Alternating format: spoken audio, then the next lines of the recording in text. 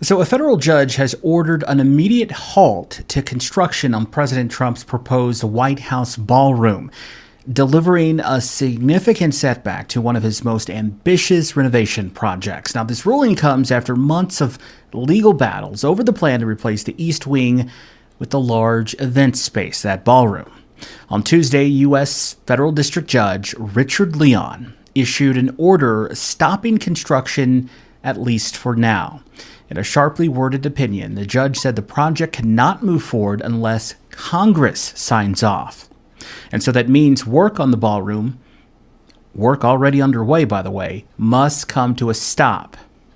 Now, President Trump has been pushing for the ballroom for months.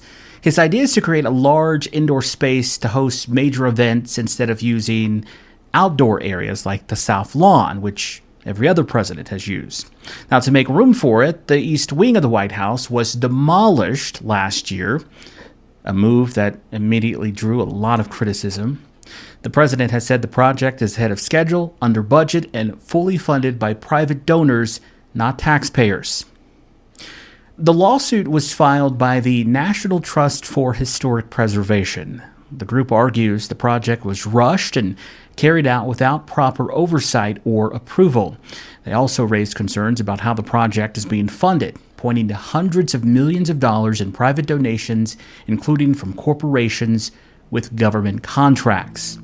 Well, Judge Leon made clear that he has growing concerns about how the project has been handled thus far.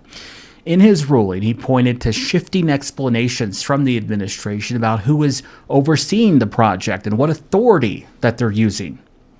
At earlier hearings, he criticized the plan as overly complicated and difficult to justify.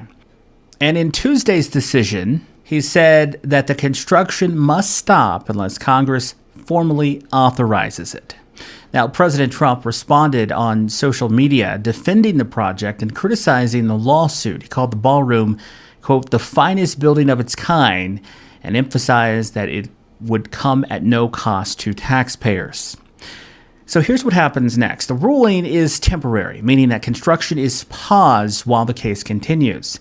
The administration could appeal the decision, or as the judge suggested, it could go to Congress to seek approval and move the project forward legally.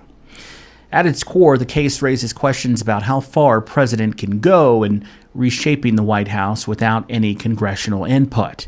But for now, the immediate impact is clear. Construction is on hold, and the future of the White House ballroom remains uncertain.